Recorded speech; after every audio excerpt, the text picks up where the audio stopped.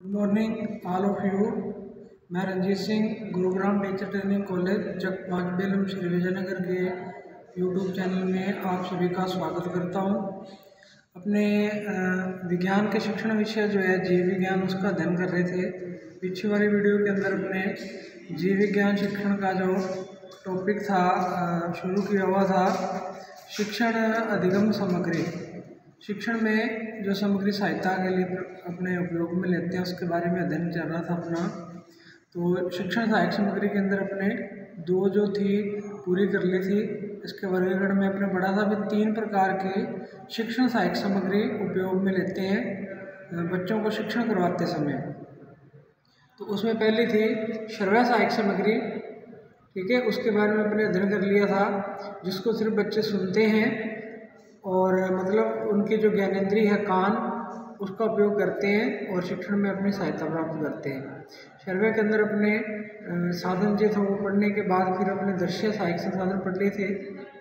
दृश्य सहायक संसाधन अपने कल भी पढ़े थे, कल वाली वीडियो में और परसों वाली में भी, कि उसके अंदर बच्चे जो ऐसे संसाधन हैं जिनको देखते हैं और अपने अधिगम में उनसे सहायता प्राप्त करते हैं। मतलब इसमें जो आँख ज्ञानेंद्रिय है वो ज़्यादा सक्रिय रहती है और बच्चे उसकी सहायता से ज्ञान प्राप्त करते हैं।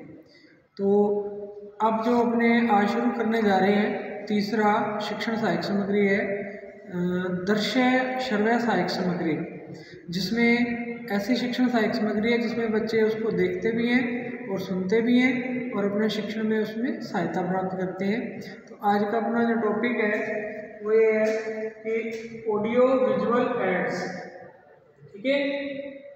इसमें दोनों प्रकार के हैं, ऑडियो भी है विजुअल भी है, मतलब श्रव्य दृश्य सहायक संसाधन।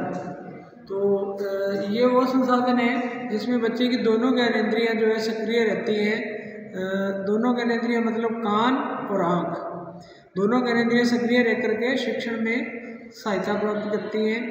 तो इनकी परिभाषा अपने यूँ लिख सकते हैं कि ऐसे सहायक शिक्षण सहायक संसाधन जिनमें बच्चे देखकर और सुनकर शिक्षण में उनकी से सहायता प्राप्त करते हैं, वो श्रव्य दृश्य सहायक संसाधन या सामग्री कहलाती है। तो इसके अंदर अपने इसके कुछ प्रकार हैं, मतलब कौन कौन सी ऐसी सहायक सामग्री है या ऐसी वस्तुएं हैं जिनका बच्चे अपने शिक्षण में उपयोग कर सकते हैं, उनको देख करके भी और सुन करके भी। तो उसके अंदर अपने शुरू कर रहे हैं। पहला अपने पास है चलचित्र जिसको अपने सिनेमा भी कहते हैं, थिएटर कह देते हैं। इसके बारे में मैंने आपको कल जो दृश्य सहायक संसाधन है उसमें भी बताया था। तो इसमें कन्फ्यूजन होता है कई बच्चों को कि ये दृश्य सहायक संसाधन है या श्रव्य दृश्य सहायक संसाधन है। इसके अंदर ये जो चलचित्र है इसको अपने सिनेमा भी कहते हैं। इसका उपयोग श्रव्य दृश्य सहायक सामग्री के रूप में भी करते हैं बच्चे और अकेली दृश्य सहायक सामग्री के रूप में भी करते हैं, क्योंकि जब स्टार्ट हुआ था चलचित्र या सिनेमा, इसकी शुरुआत हुई थी, तो प्रारंभ के अंदर जो इसके अंदर प्रोग्राम बनाए गए थे या अपने जो कह सकते हैं कि फिल्म बनाई गई थी वो मूक प्रकार के थे, ठीक है। मूक मतलब जिसमें केवल अपने चलचित्र मतलब चित्रों को देखते हैं लेकिन उनकी आवाज़ सुनाई हमारे को नहीं देती है। इसके अंदर 2 प्रकार की जो है ये आपको ध्यान में रखना है कि स्टार्टिंग में जो इसमें बनाई गई थी वो मुख प्रकार की थी। मुख प्रकार का मतलब जिसमें आवाज या अपने कह सकते हैं ध्वनि नहीं होती है, ठीक है, आवाज नहीं होती। इसके अंदर आवाज नहीं होती, मुख फिल्म जो होती है मतलब बच्चे इसको देखते हैं, इसमें जो है पिक्चर दिखती है, चित्र दिखते हैं लेकिन आवाज़ नहीं होती है, तो उनको मुख फिल्में कहते हैं। तो पहले चलचित्र की जब शुरुआत हुई सिनेमा की तो मुख प्रकार की फिल्में ही बनाई गई थी, ठीक है। तो मुख प्रकार की जो फिल्मों में पहली सबसे बनी थी वो हरिश्चंद्र थी। हरिश्चंद्र मुख प्रकार की पहली फिल्म बनाई गई। इसके बाद इसकी शुरुआत हुई, आगे आगे बहुत और भी बनाई गई। तो बच्चों को धीरे धीरे फिर शिक्षण के अंदर भी इसकी सहायता लेने लगे, मतलब कुछ ऐसे प्रोग्राम बनाए गए ऐसी विषय वस्तु से संबंधित प्रोग्राम बना करके बच्चों को दिखाए गए जो उनके शिक्षण से संबंधित बहुत सारे विषय हैं, जैसे भूगोल के अंदर भी होते हैं, ठीक है, अर्थशास्त्र में भी है, विज्ञान में भी है, विज्ञान के उप विषयों में भी, जिनको अपने बच्चों को दिखा सकते हैं। तो मतलब चलचित्र के अंदर जब बच्चों को कुछ दिखाया जाएगा तो उनकी शिक्षण सामग्री से संबंधित कहानी हो सकती है। वैसे सिनेमा के अंदर मनोरंजन की कहानियाँ दिखाई जाती हैं, लेकिन जब बच्चों के लिए उपयोग किया जाएगा तो शिक्षण से संबंधित कोई सामग्री में बनी हुई फिल्म या विषय वस्तु से संबंधित फिल्म होगी, उसको दिखाया जाएगा। तो मुख्य प्रकार की थी। अगर मुख्य प्रकार वाली की बात करें तो ये अपने आएगा दृश्य सहायक संसाधनों के अंदर, ठीक है। अब जब अपने इसको पढ़ रहे हैं श्रव्य दृश्य सहायक संसाधन में सिनेमा को, इसमें फिर अपने अब जब इसका समय बदला, धीरे धीरे परिवर्तन हुआ इसके अंदर, तो इसमें फिर दूसरे प्रकार की फिल्में बनाई गई, वो संवाद होती हैं।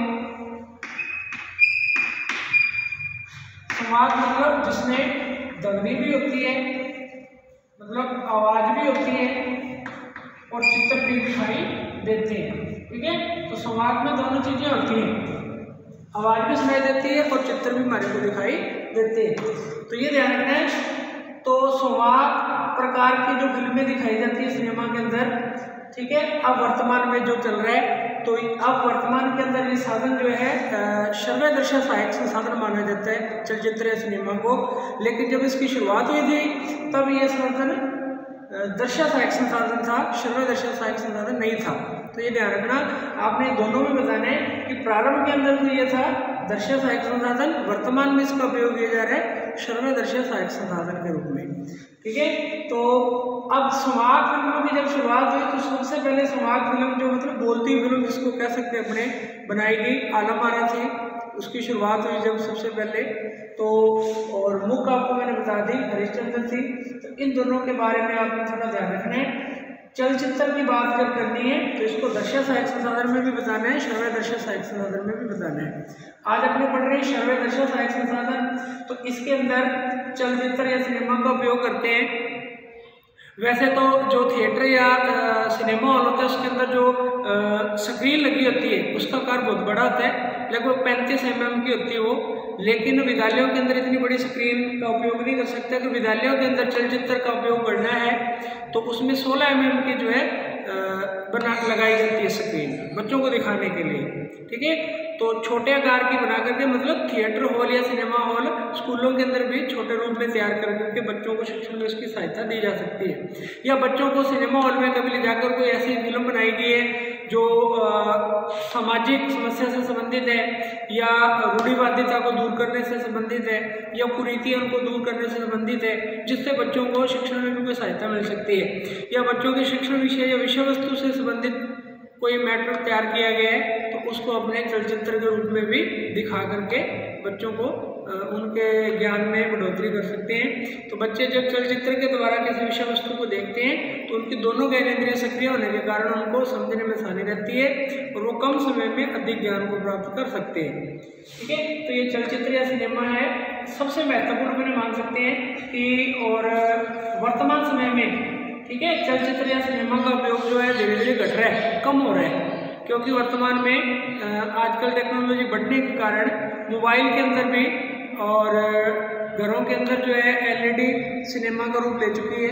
इसलिए आजकल चलचित्र या सिनेमा का उपयोग धीरे धीरे कम हो रहा है, ठीक है। लेकिन इसका उपयोग दृश्य श्रव्य सहायक संसाधन के रूप में किया जा सकता है। दूसरा है अपने पास है टेलीविज़न।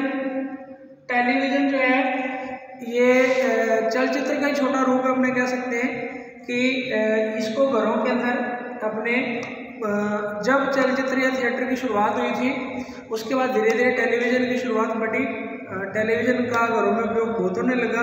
तो टेलीविज़न प्रारंभ के अंदर जो है घरों के अंदर मनोरंजन के लिए साधन के रूप में उपयोग करते थे। तो धीरे धीरे टेलीविज़न के ऊपर भी ऐसे प्रोग्राम प्रसारित किए जाने लगे जिनका उपयोग बच्चों के ज्ञान में वृद्धि के लिए किया जा सकता है। अब टेलीविज़न के अंदर कोई रिकॉर्डिंग की हुई विषय वस्तु हो सकती है जो बच्चों के ज्ञान से संबंधित हो या कोई सामाजिक समस्या से संबंधित हो, उसको टेलीविज़न में बच्चों को दिखाया जा सकता है। तो दूरदर्शन प्रारंभ में चलता था जो इसका अपने कह सकते हैं कि बहुत बड़ा योगदान रहा शिक्षा के क्षेत्र में भी, क्योंकि उसके अंदर बहुत सारे ऐसे प्रोग्राम दिखाए जाते थे जो बच्चों के ज्ञान में वृद्धि करने से संबंधित थे। ठीक है, तो टेलीविज़न जो है ये भी दृश्य श्रव्य सहायक संसाधन है, क्योंकि इसमें बच्चे देखते भी हैं और सुनते भी हैं। श्रव्य दृश्य सहायक संसाधन के रूप में इसका उपयोग किया जाता है। तो टेलीविज़न ये कह सकते हैं कि चलचित्र का एक छोटा रूप है, इसको अपने घरों में आसानी से उपयोग कर सकते हैं। वर्तमान में टेलीविज़न का उपयोग भी घट रहा है, बहुत कम उपयोग इसका हो रहा है। ग्रामीण इलाके जो है, ग्रामीण क्षेत्र है जहाँ पे पूरी सुविधाएं उपलब्ध नहीं है, ठीक है, उन क्षेत्रों में आज भी टेलीविज़न का उपयोग लोग करते हैं व्यापक रूप से। लेकिन जो शहरी जीवन है वहाँ पे टेलीविज़न और चलचित्र दोनों का जो है स्थान मोबाइल ने ले लिया है। मोबाइल का उपयोग ज़्यादा होने लगा है और इनसे संबंधित जो प्रोग्राम है वो मोबाइल के अंदर ही चला करके देखे जाते हैं। तो शिक्षण सहायक सामग्री के रूप में टेलीविज़न का उपयोग स्कूल के अंदर बड़ी आसानी से किया जा सकता है। कोई प्रोग्राम चल रहा है बच्चों के ज्ञान में वृद्धि करने वाला, उसको आसानी से उसमें दिखाया जा सकता है। तो ये दोनों संसाधन है श्रव्य दृश्य। तीसरा अपने पास होगा समाचार संबंधी फिल्म। समाचार संबंधी फिल्म का मतलब है कि कुछ फिल्में ऐसी बनाई जा सकती हैं या बनाई जाती हैं जो समाचार देने वाली होती है। समाचार का मतलब कोई सूचना देने वाली, ऐसी सूचना जो बच्चों के ज्ञान में वृद्धि करने वाली है, कोई विषय वस्तु से संबंधित है, कोई मान लो कि विज्ञान के अंदर नया आविष्कार हुआ है, कोई नया प्रयोग हुआ है, उससे संबंधित हो सकती है। तो वो जो है समाचार संबंधी फिल्म भी बनाई जा सकती है। जैसे समाचार भी रिकॉर्ड किए जाते हैं पहले या लाइव चलते हैं, उनको बाद में भी दिखाया जा सकता है बार बार। तो ऐसे ही समाचार से संबंधित छोटी छोटी फिल्में भी बनाई जाती हैं। अब बच्चों के लिए समाचार से संबंधित फिल्में मतलब उनके सामाजिक जीवन से हो सकती है ना, उनके संस्कृति जो है, बच्चों को संस्कृति का ज्ञान देना भी जरूरी है। शिक्षण के अंदर संस्कृति भी आती है, तो संस्कृति से जुड़ी हुए कुछ अपने समाचार संबंधी फिल्में तैयार करके बच्चों को दिखा सकते हैं, जिससे बच्चों के ज्ञान में वृद्धि होगी और उनको शिक्षण में सहायता भी मिलेगी। तो ये भी एक श्रव्य दृश्य सहायक संसाधन जो है इसका ही रूप है। इसके बाद अपने पास आता है नाटक। नाटक जिसको अपने ड्रामा भी कहते हैं। ड्रामा या नाटक जो है इसका उपयोग बहुत ही पुराने समय से किया जा रहा है। पुराने समय के अंदर जब इनकी शुरुआत नहीं हुई थी, चलचित्र या सिनेमा या टेलीविज़न, तो उस समय मनोरंजन का ये प्रमुख साधन हुआ करते थे नाटक या ड्रामा। तो इसको गांवों के अंदर, ठीक है ना, गलियों के अंदर भी पुराने समय के अंदर नाटक के द्वारा लोगों का मनोरंजन किया जाता था। तो इसके अंदर नाटक के अंदर जो है एक नुक्कड़ नाटक होते हैं, आपने सुना होगा।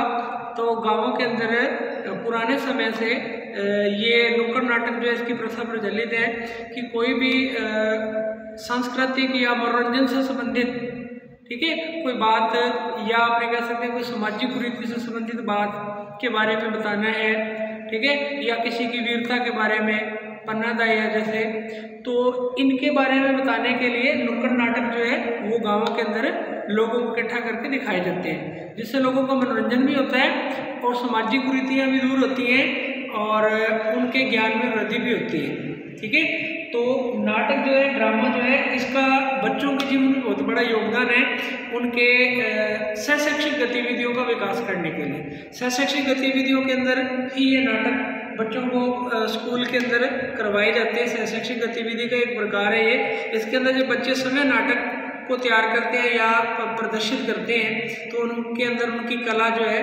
वो निखर करके सामने आती है और उनको अपनी कला दिखाने का मौका मिलता है। तो नाटक जो है इसमें सभी बच्चों की रुचि ज़्यादातर देखी जाती है। बच्चे देखने में भी रुचि दिखाते हैं और इसको करने के अंदर, नाटक को बनाने में भी बच्चों की रुचि ज़्यादा होती है। ठीक है, तो जब नाटक बच्चे समय तैयार करके या शिक्षक के मार्गदर्शन में तैयार करके प्रदर्शित करते हैं तो उनके अंदर उनका जो है नेतृत्व करने की क्षमता, उनके अंदर उसका विकास होता है। अपनी कला जो है उसको प्रदर्शित करने से उनका आत्मविश्वास बढ़ता है। ठीक है, सेल्फ कॉन्फिडेंस जो बच्चों का है उसका लेवल बढ़ता है जब वो नाटक को स्टेज पे शो करते हैं और उनके ज्ञान में भी वृद्धि होती है। तो इस प्रकार शिक्षा के क्षेत्र में नाटक जो है इसका उपयोग भी दृश्य श्रव्य सहायक सामग्री के रूप में किया जा सकता है। बच्चे जब किसी रूढ़िवादिता या किसी सामाजिक घटना या किसी सांस्कृतिक कार्यक्रम को बच्चों के सामने दिखाएंगे तो बाकी देखने वाले बच्चों के ज्ञान में भी उसको देख करके वृद्धि होगी, बच्चे उसको सुनेंगे भी और देखेंगे भी। इसलिए ये भी एक श्रव्य दृश्य सहायक संसाधन का रूप है। इसका उपयोग श्रव्य दृश्य सहायक संसाधन के रूप में किया जा सकता है स्कूलों के अंदर, कॉलेज के अंदर। फिर आ जाता है अपने पास कंप्यूटर। कंप्यूटर जो है इसके बारे में आपको ज़्यादा बताने की जरूरत नहीं है। कंप्यूटर जो है वर्तमान में इसका उपयोग बहुत अधिक हो रहा है। कंप्यूटर जो है एक ऐसा संसाधन है जिसका उपयोग ऐसा कोई भी क्षेत्र नहीं है जहाँ इसका उपयोग नहीं किया जाता है। ठीक है, शिक्षा से संबंधित हो, चिकित्सा से संबंधित हो या अपने किसी भी डिपार्टमेंट की बात करें तो कंप्यूटर का उपयोग सभी जगह होता है। और कंप्यूटर जो है शिक्षा विभाग के अंदर भी एक महत्वपूर्ण अपना स्थान रखता है। बच्चों को बहुत सारी गतिविधियाँ जो कंप्यूटर आधारित गतिविधियाँ बनती जा रही हैं, कंप्यूटर के द्वारा उनका ज्ञान बच्चों को दिया जाता है।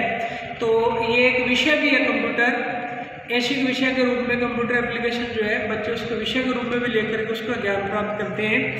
और छोटी क्लासों के अंदर एक सहायक विषय के रूप में इसको लगाया जाता है ताकि बच्चों को कंप्यूटर का सामान्य ज्ञान हो जाए। अब कंप्यूटर शिक्षा के क्षेत्र में कंप्यूटर का उपयोग करके बच्चों को शिक्षण में सहायता भी दी जा सकती है। तो कंप्यूटर के अंदर अपने कोई भी जो डाटा है उसको स्टोर कर सकते हैं आसानी से। कोई भी बड़ी सारी गणना है उसको छोटे रूप में कम समय में अपने कर सकते हैं। और कोई भी अपने पास चित्र है या कोई भी अपने पास डाटा है उसको अपने बच्चों को सरल रूप में दिखाना चाहते हैं इलेक्ट्रॉनिक रूप में, तो अपने कंप्यूटर का उपयोग कर सकते हैं। कंप्यूटर को बच्चे जो है इसके अंदर डाटा को देखते भी हैं और आवाज़ को सुनते भी हैं और उनको शिक्षण में सहायता मिलती है। अब कंप्यूटर जो है इसके अंदर बच्चे जो है समय इसका उपयोग भी कर सकते हैं और शिक्षक की सहायता लेकर के भी इसका उपयोग किया जा सकता है। शिक्षक कक्ष में जैसे कोई प्रोजेक्टर वगैरह का, आपने कल प्रोजेक्टर ओवरहेड प्रोजेक्टर के बारे में पढ़ा था, तो ऐसी जो तकनीकें हैं वो कंप्यूटर आधारित तकनीकें हैं। उनके अंदर जो स्लाइड वगैरह बना करके दिखाई जाती है वो स्लाइड जो है या फिल्म स्ट्रिप है उनको कंप्यूटर के द्वारा ही तैयार किया जाता है। तो बच्चे जब प्रोजेक्टर का उपयोग करेंगे कक्ष में शिक्षण के दौरान, तो प्रोजेक्टर का उपयोग करने से पहले उनको जो स्लाइडें वगैरह बनानी पड़ेंगी, उन स्लाइडों को बनाने में बच्चे कंप्यूटर का उपयोग करेंगे। तो कहने का मतलब कंप्यूटर की सहायता से भी बच्चे जो है वो शिक्षण में सहायता प्राप्त कर सकते हैं। श्रव्य दृश्य सहायक संसाधन का ये एक उदाहरण है। इसके बाद अपने पास जाता है इंटरनेट। कंप्यूटर से जुड़ा हुआ ही है इंटरनेट जो है वर्तमान समय में ये प्राथमिक आवश्यकता है बच्चों की भी शिक्षक की भी। कोई भी ऐसा क्षेत्र नहीं है जो इंटरनेट के बिना कार्य करो, क्योंकि वर्तमान में जो है सारा डाटा जो है ऑनलाइन किया गया है, डिजिटल रूप में है। मतलब पहले जो था सारा शिक्षा विभाग ऑफलाइन कार्य करता था, डाटा जो है वो मुद्रित या प्रिंट के रूप में होता था। वर्तमान में कोई भी सूचना का स्थानांतरण करना है तो उसके लिए जो है इंटरनेट की सहायता ली जाती है। कोई भी सूचना कहीं भेजनी है या कहीं से प्राप्त करनी है तो इंटरनेट के जरिए सूचना को भेजा भी जाता है, प्राप्त भी किया जाता है। ठीक है, तो इंटरनेट जो है इसकी शुरुआत अपने भारत के अंदर लगभग 1995 से मानी गई है। इससे पहले इंटरनेट का भारत में कोई ज़्यादा विकास नहीं था, ज़्यादा उपयोग नहीं था। तो जैसे जैसे दूसरे देश जो विकसित देश हैं, अमेरिका है, जैसे इंग्लैंड है, कनाडा है, इन्होंने इंटरनेट का उपयोग विस्तृत रूप से किया, तो भारत को भी ऐसा लगा कि इंटरनेट की भारत को भी ज़रूरत है और इंटरनेट का यूज़ करके ज़्यादा विकास किया जा सकता है। तो इसी क्रम में फिर लगभग 15 अगस्त 1995 के अंदर भारत के अंदर इंटरनेट की शुरुआत हुई है। इसका उपयोग होने लगा है तब से बहुत अधिक, और वर्तमान में इसमें बहुत सारे इंटरनेट के माध्यम से बहुत सारे ऐसे साधन तैयार कर लिए गए हैं जो इंटरनेट की सुविधा प्राप्त करने में हमारी सहायता करते हैं। ठीक है, अब जैसे कोरोना काल चल रहा है, कोरोना काल के अंदर शिक्षण कार्य बाधित हो गया बच्चों का, तो बच्चों को घर बैठे बैठे शिक्षण से संबंधित विषय वस्तु प्राप्त करने के लिए बच्चों को भी किसकी जरूरत पड़ रही है? इंटरनेट की जरूरत पड़ रही है। आप घर बैठे बैठे कोई भी विषय वस्तु की सामग्री जो है वो ऑनलाइन नेट से भी सर्च कर सकते हैं, या कोई ऑडियो वीडियो आप देखना चाहते हैं उसके लिए भी आपको जरूरत पड़ेगी इसकी, इंटरनेट की। तो कहने का मतलब इंटरनेट के लिए जो है वर्तमान समय में इसकी उपयोगिता बहुत ज़्यादा है। और दृश्य श्रव्य दोनों प्रकार की सहायक सामग्री है। अब बच्चे जब इंटरनेट को शिक्षण के अंदर उपयोग करेंगे तो इसके इंटरनेट से संबंधित कुछ साधन है जो इंटरनेट के द्वारा ही वो काम करते हैं और बच्चे उनसे सहायता लेते हैं अपने शिक्षण के दौरान।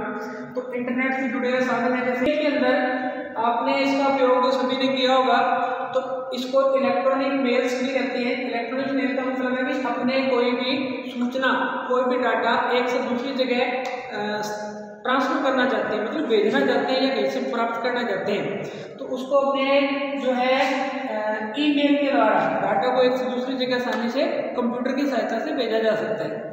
तो इसमें डिजिटल रूप में डाटा जाता है। कंप्यूटर के अंदर आगे मोडेम लगा होता है, उपकरण है, मोडेम क्या करता है, उसको डिजिटल को एनालॉग में कन्वर्ट कर करके फिर आगे उसको डाटा को रिसीव करता है और सेंड करने वाला सेंड करता है। तो इंटरनेट के अंदर ईमेल जो है ये प्रमुख एक साधन है जिसका उपयोग व्यापक स्तर पे किया जाता है। ठीक है, कोई भी सूचना भेजनी है, प्राप्त करनी है, उसके लिए ईमेल का उपयोग करते हैं। तो शिक्षण के अंदर भी अपने जैसे कोई विषय वस्तु है उसका अपने डाटा प्राप्त करना चाहते हैं या अपने किसी को भेजना चाहते हैं, अपने सहपाठी को या शिक्षक से प्राप्त करना चाहते हैं, तो अपने ईमेल का उपयोग भी कर सकते हैं। दूसरा इसके अंदर है ई कॉमर्स। ई कॉमर्स को इलेक्ट्रॉनिक कॉमर्स भी कहते हैं। यह व्यापार से संबंधित है। वैसे तो इसमें उपभोक्ता ऑनलाइन जो कह सकते हैं अपने क्रय विक्रय का कार्य करते हैं। अपने मान लो कि ऑनलाइन किसी वस्तु को क्रय करना है, मतलब खरीदना है, या किसी वस्तु को बेचना है, तो अपने किसी वस्तु को खरीदना है या बेचना है तो अपने इंटरनेट की सहायता ले सकते हैं। इंटरनेट के ऊपर अपने को वस्तु का मूल्य और वस्तु की जो है पब्लिसिटी करनी है अपने को, वो आसान रहती है। तो इंटरनेट इसके लिए अपने किसी वस्तु को बेचने या खरीदने के लिए एक प्लेटफॉर्म देता है ई कॉमर्स। ई कॉमर्स के ऊपर जाकर के अपने किसी वस्तु का क्रय विक्रय आसानी से कर सकते हैं। अंतर्राष्ट्रीय स्तर पे बाजार के जो भाव है, मूल्य है वस्तु का, उसका भी अपने पता लगा सकते हैं। तो ई कॉमर्स, अब शिक्षा के क्षेत्र में ई कॉमर्स का महत्व है। ई कॉमर्स का महत्व ऐसे है कि विद्यालय में विभिन्न प्रकार के सामाजिक क्रियाओं का आयोजन, विद्यालय के अंदर विभिन्न प्रकार की सामाजिक क्रियाएं करेंगे। अलग अलग जो विद्यालय हैं जब उन्होंने सामाजिक क्रियाएं ई कॉमर्स के द्वारा अपने आदान प्रदान करेंगे, अलग अलग विद्यालयों में होने सामाजिक क्रियाओं का, तो बच्चे एक दूसरे के निकट आएंगे, उनको एक दूसरे के बारे में जानकारी मिलेगी और एक दूसरे के ज्ञान को बांटने में भी सहायता मिलेगी। ठीक है, तो ये अपने श्रव्य दृश्य सहायक संसाधन से जो अपने आज पढ़े हैं, ठीक है, चलचित्र, टेलीविजन, समाचार संबंधी फिल्म, नाटक, कंप्यूटर और इंटरनेट, ये वो साधन है जिसमें बच्चे की दोनों ज्ञानेंद्रियां एक्टिव रहती हैं, सक्रिय रहती हैं। कौन कौन सी? आँख और कान। तो ये शिक्षण सहायक सामग्री अपनी चल रही थी, 3 प्रकार की है, दृश्य सहायक सामग्री, श्रव्य सहायक सामग्री और श्रव्य दृश्य सहायक सामग्री। तीनों का आपने अध्ययन कर लिया है, पीछे वाली वीडियो के अंदर मैंने करवा दिया। बाकी तो आप इसको अच्छे से देख लेना, कोई समस्या तो आप कमेंट बॉक्स में जाके कमेंट कर सकते हैं। बाकी अपने कल नया टॉपिक शुरू करेंगे। धन्यवाद।